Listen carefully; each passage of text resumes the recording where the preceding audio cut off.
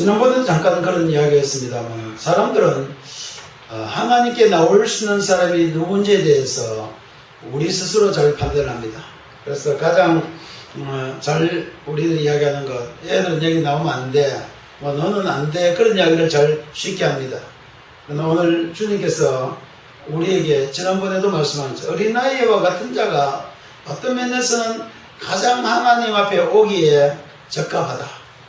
어린아이와 같이 아니 되면은 아예 하나님 나라에 들어갈 수도 없다고 이야기하실 정도로 사람의 생각하고 하나님이 우리를 보는 관점이 차이가 날 수 있다는 이야기를 하셨습니다. 그래서 오늘도 13절부터 15절까지는 예수님께로 어린아이를 데리고 오니까 사람들이 아기 오는 것 너희들 뭘 안다고 여기 오느냐, 아마 그런 뜻이었겠죠. 그래서 그 아이들이 오는 것을 자꾸 제지하게 되니까 예수님께서 그들을 오히려 받아주시고 영접하시고 그들을 오히려 하나님의 나라는 이런 자들의 것이라고 다시 한번 확인하셨습니다. 그리고 나서 다음 또한 청년이 나왔습니다. 다른 성경 이 내용은 사복음 곳곳에 다 있습니다만 이 청년은 부자였으며 또한 관원이었다고 이야기하고 있습니다. 그 나름대로 가장 성공적인 사람으로 살아갔던 사람이기 때문에 그 사람이 예수님께 나오는 것에 대해서 제자들은 별로 어린아이가 오는 것 아까 막은 척 그런 생각은 안 했을 겁니다. 실제로 어쩌면 예수님 제자들이 더 길을 열어줬는지도 모릅니다. 예수님께서 계실 때 그에 대해 보면 사람이 쉼없이 끊임없이 몰려왔다고 했어요. 어떤 데는 밥을 먹을 시간도 없었다고 했습니다. 그러니까 예수님을 한번 만나는 것은 생각보다 그 당시에 어려웠다고 봐야 됩니다. 수많은 병자들이 왔고 수많은 사람들이 예수 그리스도 앞에 나와서 또 같이 기도하고 여러 가지 일을 하니까 아무나 만나기 힘들었을 것입니다. 그래서 어떤 여자는 예수님 만나는데 도저히 만나지 못하니까 뒤에 가서 그냥 옷자락만 만지기도 한 여자가 있었습니다. 그리고 어떤 사람은 예수님 만나기 위해서 다락을 통해서 다락의 천장을 뚫고 내려오기까지 그렇게 한 사람이 있어요. 그러나 오늘 여기 이 청년은 죽게 왔을 때 아마 어느 정도 당당했는 청년 같습니다. 그리고 그가 주님 앞에 나와서 이야기한 내용도 일반 사람과는 다른 내용이었어요. 보통 사람은 다 예수님께 왜 왔습니까? 죽겠다는 거예요. 내가 아파 죽겠습니다. 나는 귀신 들렸습니다. 우리 아이가 이렇게 됐습니다. 우리 아이가 이렇게 자주 넘어집니다. 전부 다 간절한 마음으로, 갈급한 마음으로 예수님이 아니면 살 수 없다는 심정으로 많은 사람들이 몰려왔지만 여기 이 청년은 그런 내용이 아니었어요. 예수님 내가 죽겠습니다 이것도 아니에요. 예수님 나를 좀 고쳐달라는 것도 아닙니다. 예수님한테 선생님이요 그랬어요. 실제 보통 우리가요 어떤 사람한테 부탁할 때는요 최대로 높입니다. 안 그렇습니까? 어떤 사람 부탁할 때 있는 미사이고는 다 동원해서 높여야 되는데 오늘 청년은 그냥 예수님 보고 선생님이요 라고 이야기했습니다.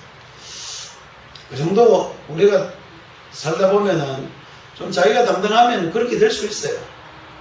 그래서 선생님이 내가 무슨 선한 일을 하여 영생을 얻으리까?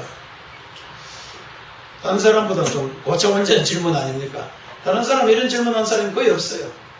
당장 나는 주님이 필요합니다 이랬는데 이 사람은 주님이 필요한 게 아니고 상담을 한 것 같아요. 그래서 어떻게 해요? 무슨 선한 일을 하면은 영생을 얻겠습니까? 라고 물었습니다. 굉장히 좋은 질문 같지만 어찌 보면 너무 복에 겨운 거 아닌가 싶어요. 이 사람은 너무 잘 살고 자기 나름대로 어릴 때부터 훌륭하게 살았고 또 자기 생활도 여기 말한 것 보면 나름대로 훌륭하게 살았기 때문에 자기로서는 하나의 이렇게 내가 잘 살고 있지만 하나 더 얻었으면 좋겠습니다. 그리고 갈급한 것보다도 하나 더 갖고 싶다. 뭘 갖고 싶다는 겁니까? 나는 영생을 얻고 싶습니다. 근데 영생을 얻는데 내가 이제는 이 정도 내가 돼 있으니까 내가 이 정도 되니까 무슨 일을 하면 되겠습니까? 라고 물었습니다.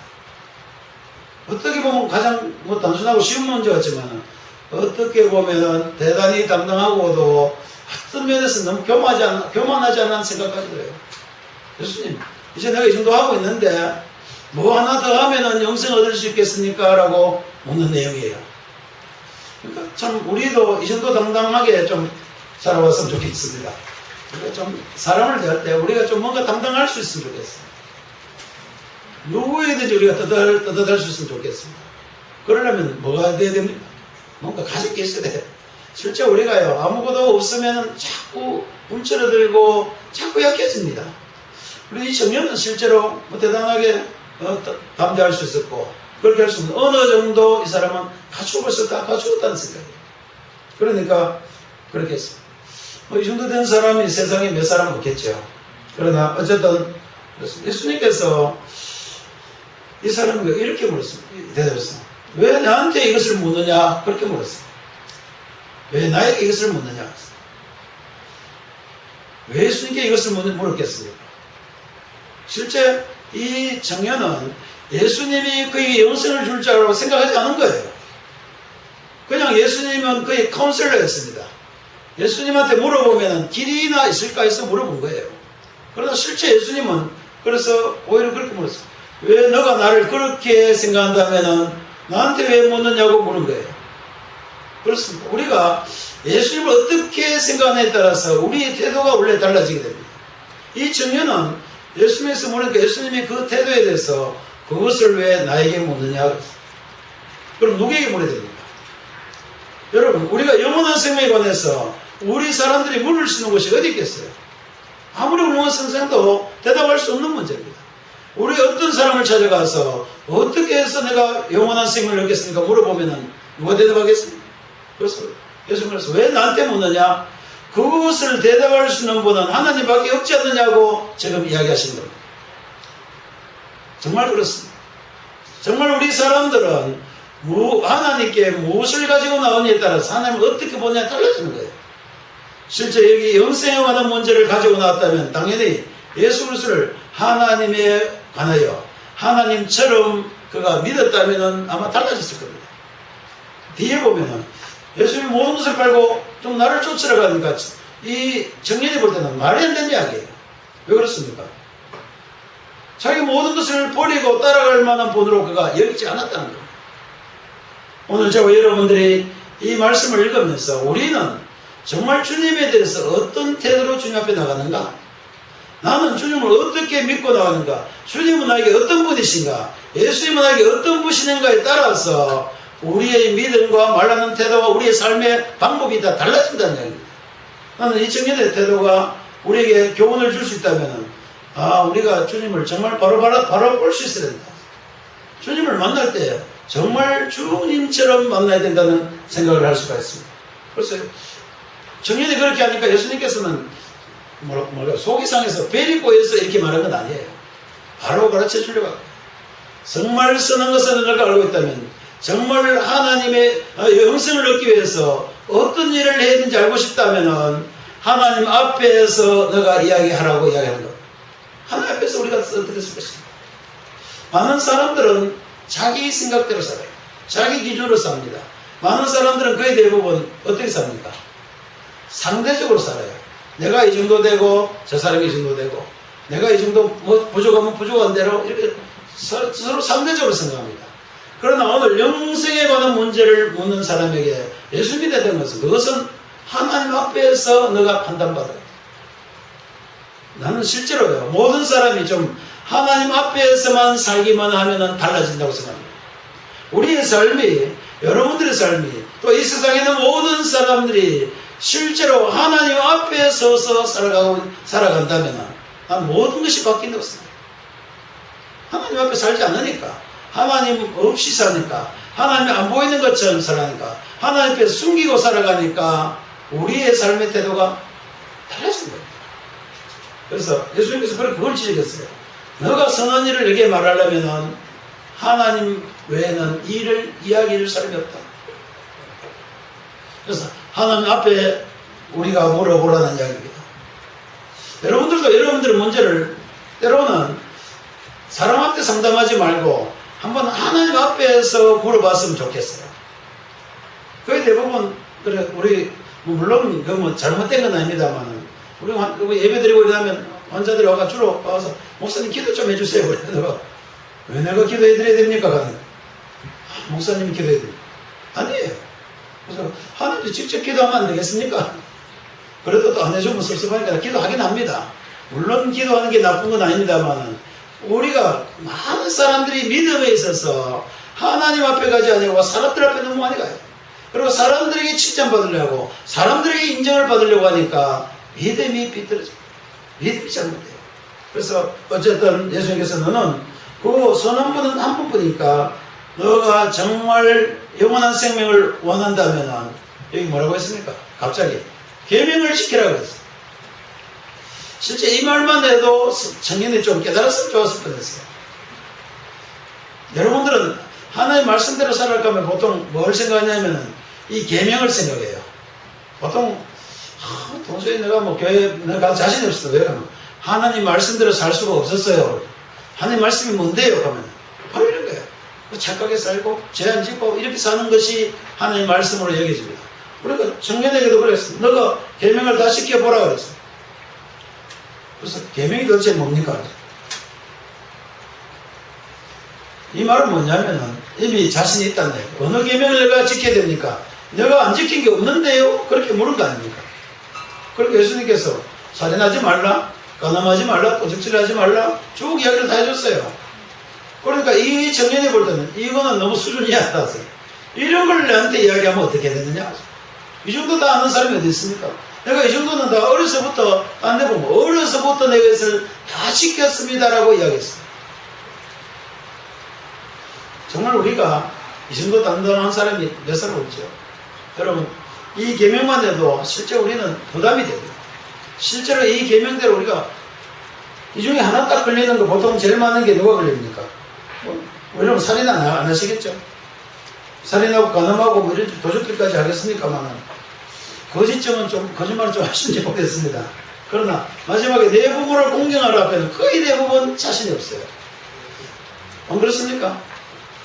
이것도 자신 있는 분 있으면은 난 대단한 분을 생각해요. 다른 거 다 없이 하고 내 부모를 공경하라 하는 말만 우리가 쉽게 난 정말 그래 했다고 이야기할 수 있는 사람은 대단한 사람 같아요.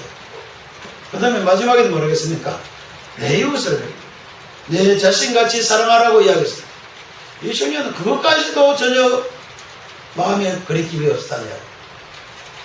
우리 여기 있는 뭐 여러분들이나 저나 나는 실제 10계명을 별로 외우지 않습니다만 우리 거기에 해당 안 되는 사람이 없을 것 같아요.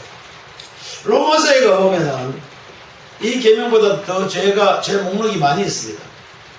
한 23가지가 있어요. 그래서 예수님께서는 그거 로마서 그때 없었는지 그건 이야기 안 하신 것 같아요. 오늘 그리스도인들은 오늘 많은 사람들은 실제로요 자신들이 하나님 앞에 설만한 가치가 있는 것은 이 정도만 비추어 봐도 자신이 없어지게 되는데 오늘 청년들은 그 어릴 때 다 지켰습니다. 난 이 모든 것을 다 지켰는데 또 뭐 하겠습니까? 라고 물어본 겁니다. 그리고 말할 때 무엇이 부족합니까? 라고 물었습니다.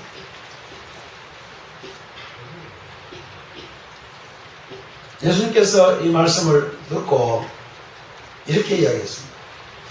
너가 정말 부족한 것이 없다고 생각한다면 또 온전한 것은 그 말이에요. 너가 정말 부족한 것이 없다고 생각한다면 너가 가지고 있는 재산을 다 팔아라. 그리고 어떻게 했습니까? 다 나누어 주라고 이야기했습니다. 이 청년이 예수님한테 상담하러 왔다가 어떻게 된 꼴입니까? 혹을 띠러 왔다가 엄청난 혹을 붙인 거예요. 자기는 뭔가 좀 예수님한테도 잘 보이고 또 뭔가 고상한 문제를 가지고 예수님께 뭔가 더 좋은 이야기를 듣고 싶었는데 완전히 무너진 거예요. 너가 가지고 있는 재산 다 팔아라. 그리고 그것을 나눠주고 그 다음에 뭐라고 했어요? 또 나를 쫓아다니라. 예수님을 쫓아다닐 생각도 없었던지 모르겠는데 사람은. 예수님은 선생님이에요. 그가 예수님보다 어쩌면 더 훌륭했을지도 모른다고 생각했을지 모릅니다. 그러나 예수님은 그에게 모든 것을 팔아라 했어요.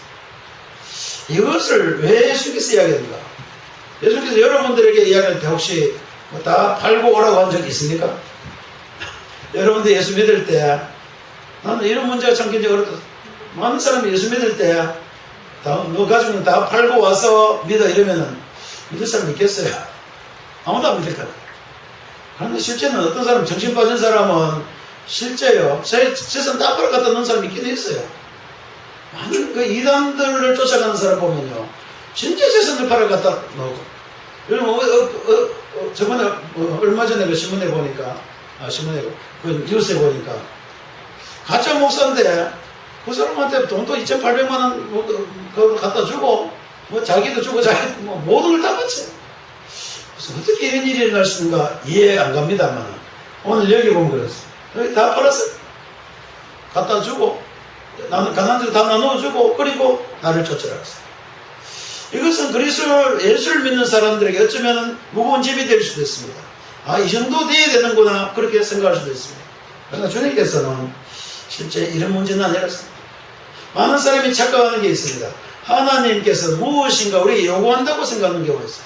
오늘 이것도 잘못 읽으면 여러분들이 하나님께서 뭐 우리에게 굉장히 요구를 하시는구나, 믿으려면 이 정도 해야 되는 거 요구를 하는 거라고 오해를 할 수가 있습니다. 하나님은 이런 거 요구할 이유가 없어요. 하나님은 가난한 분도 아니고 하나님은 우리에게 뭐 얻을 뿐이 아닙니다. 하나님은 오히려 우리에게 주실 뿐이고 나누어 주실 뿐인데 오늘 이 청년에게는 왜 이렇게 이야기했겠는가? 중요하네요. 왜 청년에게는 다 팔아가 나눠주고 오라고 했습니다. 이 청년은 하나님 앞에 자기가 무엇인가 아직 자격이 있다고 생각하기 때문에 다 팔아 나눠주고 나면 아무것도 없어졌을 때는 어떻게 할까요? 정말 우리가 아무것도 없었을 때 우리는 하나님을 어떻게 믿을 수 있는가 하는 문제예요. 청년을 보고 뭐 착한 일 하라고 오해하는 건 아닙니다. 너 받아가 좀 더 착한 일 하고 내게 와 이 말이 아니에요. 너가 정말 가진 거 다 얻고 나서 너는 어떤 삶을 살 수 있는지 한번 살아보라는 거예요. 여러분 우리가 무엇을 좀 가지고 있으면 아직 자신 있을지 모릅니다만 이제 우리가 하나님 앞에서 다시 우리 자신을 돌아볼 수 있기를 바랍니다. 하나님 앞에서는요, 무엇으로 우리가 하나님 앞에 떳떳할 수 있는가? 어떻게 여러분이 하나님 앞에서 좀 자신 있는 사람이 될 수 있는가? 우리 믿음이 굉장히 중요한 문제입니다. 왜 중요하냐면 이것이 잘못되면 어떤 사람은 하나님 앞에 감히 나오지도 못하고 어떤 사람은 하나님 앞에서 너무 당당히 나온 사람이 있습니다. 나는 여러분들이 하나님 앞에서 당당하게 나오기를 원합니다. 여러분들이 하나님 앞에 나올 때 정말 모든 것 없이 하나님과 완전히 모든 것을 열어놓고 나올 수 있었으면 좋겠습니다. 우리가 뭔가 숨기기 시작하면 믿음에 있어서 가장 중요한 것은요, 우리가 오픈되어 있어야 됩니다. 열려 있어야 됩니다. 모든 것을 내어놓아야 된다고 생각합니다. 하나님 앞에 우리가 무엇인가 숨기고 있고 무엇인가 다른 것 가지고 있을 때는 하나님과 막힐 수가 있습니다. 저 여러분들도 그렇고 우리 사람들 관계에서 보면은 무언가 자꾸 숨겨놓기 시작하면은 무언가 자기 것으로 요즘 부부들도 재산을 어떻게 하면 여러분들은 모르겠습니다만 재산을 따로 가지고 있으니까 공유합니까? 뭐 잘 모르겠습니까? 내가 아는 친구 하나는 아예 재산 딱 갈랐어요. 재산을 딱 갈라가지고 이거는 당신 재산 이거 다 내 거다. 앞으로 우리 이제 이때 고생하면서 살았으니까 앞으로 우리 서로 각자 살자. 그래서 재산을 완전히 분리해놨어요. 그러니까 자기 하는 모두 자기 재산으로 따야 되고 부인은 부인대로 사는 것 같습니다. 그래서 늙어서 좋은 뜻인지 나쁜 뜻인지 모르겠습니다만 함께 하는 건 아니다. 이미 너무 멀어져 있지 않는가. 우리가 같이 살면서 부딪히면서 어려운 일이 있습니다만 실제로 우리가 같이 가지고 있습니다.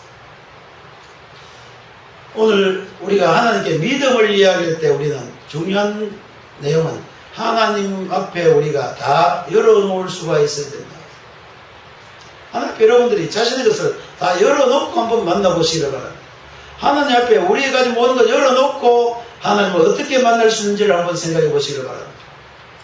그러면 거의 대부분은 나는 너무 부족해서 나는 도저히 하나님 얼굴도 볼 수 없고 지은 죄가 많아서 거의 대부분 하나님 앞에서 움츠러지게 되게 있어요.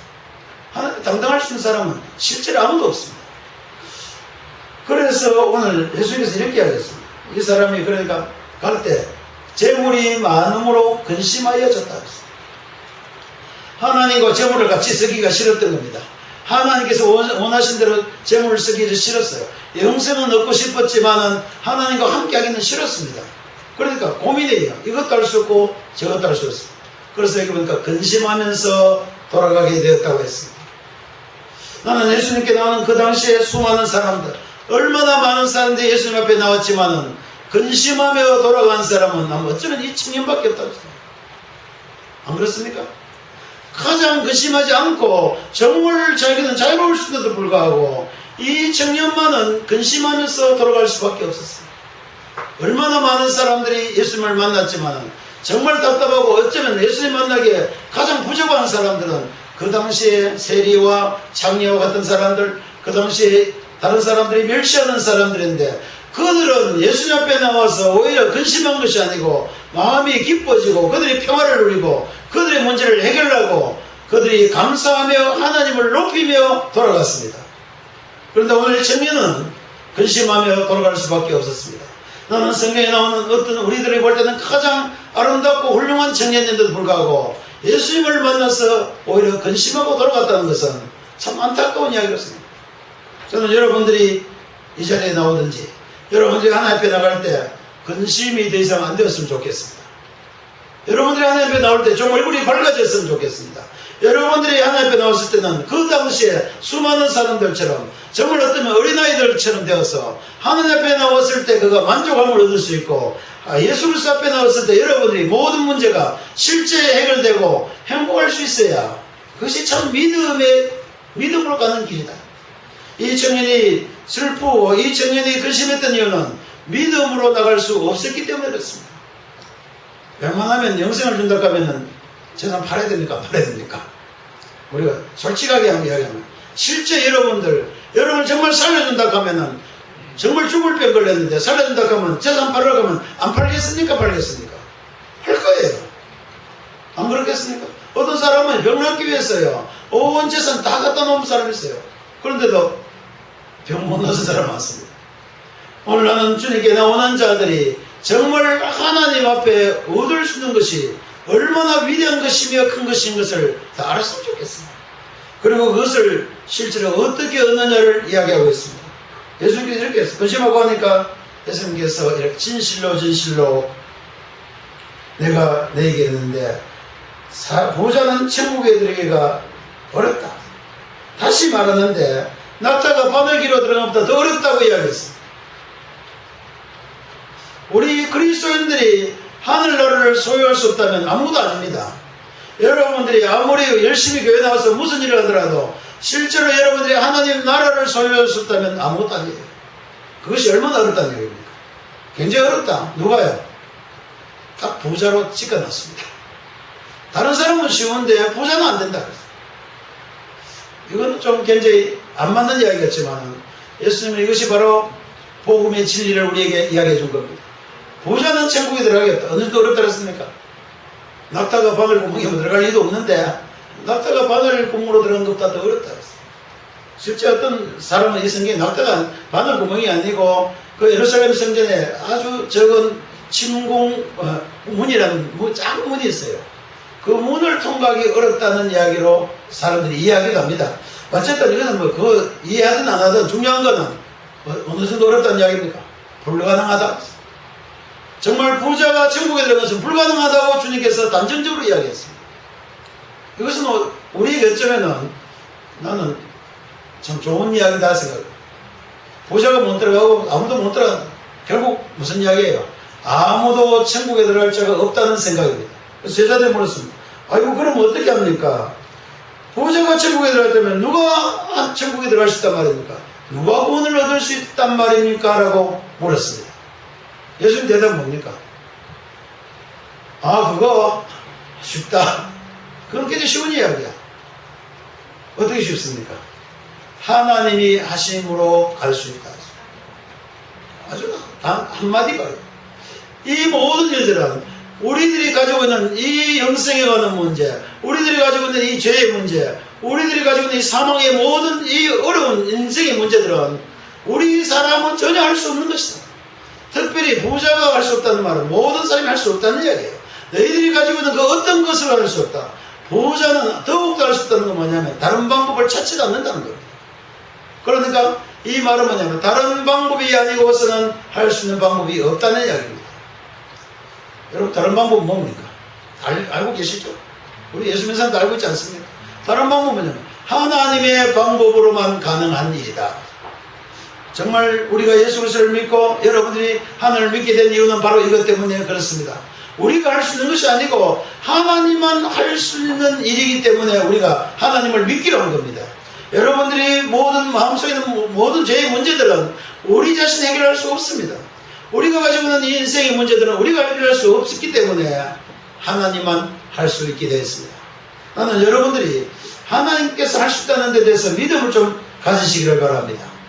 많은 사람들은요, 자기가 못하면 어떻게 생각합니까? 하나님도 못하는 거죠. 내가 못하는 건 하나님도 못하는 것이라고 착각을 합니다. 그러나 오늘 예수님께서 이야기하는 것은 하나님께서 하시는 일이다라고 우리에게 하였습니다. 무엇이 하나님께 하는 일입니까? 영생에 관한 문제는 하나님께서 하시는 일이다. 그럼 다른 문제는요? 다른 문제는 난 여러 가지 이야기했습니다. 다른 문제는 우리에게 웬만한 거 다 맡겨놓았다고 믿으시면 됩니다. 하나님은 사람을 창조하시고 사람에게 모든 것 다 맡겨놓았습니다. 너희들이 이 땅을 다 지배하고 다스리려고 하셨습니다. 굉장한 것 다 맡겨놨습니다. 그랬던 사람들은 맡겨놓은 건 알지만 하나님이 하실 일에 대해서 눈이 멀어졌습니다. 하나님이 하시는 일에 대해서 알 수 없게 됐습니다. 그래서 오늘 이야기는 제자들이 다 놀랐지만 예수님께서는 하나님께서 하실 일들이 있다고 이야기했습니다. 나는 우리가 여러분들이 믿는 믿음으로 말미암아 하나님께서는 다 하실 수 있다고 했으니까 여러분들의 믿음이 실제로 이렇게 되기를 바랍니다. 그렇게 하려면 어떻게 됩니까? 이제는 여러분들의 판단을 하나님 앞에 먼저 맡기시기를 바랍니다. 하나님 앞에서 여러분들이 담당하시기를 바랍니다. 하나님 앞에 서기 시작하면 모든 문제가 해결된다고 믿음을 가지시기를 바랍니다. 그러니까 하나님 앞에 바로 서서 하나님 앞에 바로 서 있기만 하면은 이제는 우리가 염려할 문제가 없어요. 영생의 문제를 해결하는 분한테 우리가 다가서 있다면 다른 문제는 염려하지 않아도 된다도 해요. 사람들이 하나님 앞에 서지 못함으로 말미암아 약해집니다. 나는 이제 모든 그리스도인들이 이제는 하나님 앞에서 당당히 설 수 있기를 바랍니다. 하나님 앞에서 언제든지 나갈 수 있게 되기를 바랍니다. 왜 그렇게 만들었습니까? 하나님 앞에 두 가지예요. 아무리 훌륭하다 해도 하나님 앞에 설 수 없는 사람. 그러나 아무리 죄인이라도 하나님 앞에 설 수 있게 된 것은 이건 하나님이 하시는 일이었습니다. 이거는 우리 사람은 전혀 달라요. 사람은 저 사람 정도는 되겠다 생각하지만 하나님 앞에는 어떤 이 세상에 훌륭한 사람도 하나님 앞에 절대 설 수 없다. 그러나 또 한 가지는 하나님 앞에는 어떠한 죄인이라도 하나님 앞에서 넉넉히 설 수 있게 만드셨다는 것이 하나님의 복음입니다. 나는 이 복음을 우리가 알고 있는 것이 아름다운 복음이라고 생각합니다. 누구든지 정말 예수 그리스도로 말미암아 예수 그리스도의 그 크신 하나님의 구속하신 은혜로 말미암아 누구든지 하나님 앞에서 떳떳하게 서게 됐다는 것은 하나님이 하신 일들이에요. 어떻게 모든 죄인들이 하나님 앞에 나오게 했겠습니까? 어떻게 수많은 죄인들이 하나님 앞에 그냥 올 수 있게 했습니까? 하나님이 하신 일들입니다. 하나님이 하신 일들은 어떤 일들입니까? 예수 그리스도로 말미암아 우리의 죄를 없이 하시고 예수 그리스도로 말미암아 여러분들이 하나님 앞에 거룩하게 하시고 예수 그리스도로 말미암아 여러분들이 하나님 앞에서 영광스러운 존재로 바꾸신 것은 하나님의 놀라운 일들입니다. 이것을 하나님께서 하셨으므로 여러분들이 이제는 이 믿음을 다 가지게 되기를 바랍니다. 많은 그리스도인들이 하나님 앞에 설 때 다른 것으로 서고자 합니다. 여러분 예배 드릴 때 보면요, 다른 사람이 뭐 좀 정리하고 하자 하는 거죠. 뭘 정리합니까? 그동안 내가 잘못했는가 뭐니까 그래도 뭐 하나님 앞에 나올 때 여러분들이 이래 지난 일주일 동안 뭐 좋은 일 하고 막 이랬으면 좀 하나님 떳떳한 것처럼 생각돼요. 나는 이 생각이 정말로 없어져야 된다고 생각합니다. 우리가 하나님에 나올 때는 우리가 가지고 있는 어떤 자랑거리가 아니고 오직 한 가지예요. 하나님께서 나를 온전하게 해주셨습니다. 하나님께서 여러분을 온전하게 만드신 거예요. 이 청년에게 뭐라 했습니까? 너가 온전하고자 한다면 나는 그리스도인들이 여러분들이 온전하기를 바랍니다. 나는 모든 그리스도인이 하나님 앞에서 온전하게 서기를 바랍니다. 나는 어떤 사람이든지 하나님 앞에 온전하게 설 수 있기를 바랍니다. 그 방법은 하나밖에 없어요. 하나님이 하신 방법대로 해야 된다.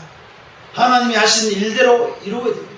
그러니까 여러분들이 다른 것 가지고 하나님 앞에 나서지 말아야 됩니다. 하나님께서 우리를 위해서 하신 일은 하나밖에 없어요. 예수 그리스도를 통해서 우리가 하나님 앞에 나오도록 만드셨다. 여러분 하나님 앞에 나올 때 어떤 것도 오히려 없었으면 좋겠습니다. 여러분들 하나님 앞에 나올 때 오히려 가난했으면 좋겠어요. 정말 부자가 아니었으면 좋겠습니다.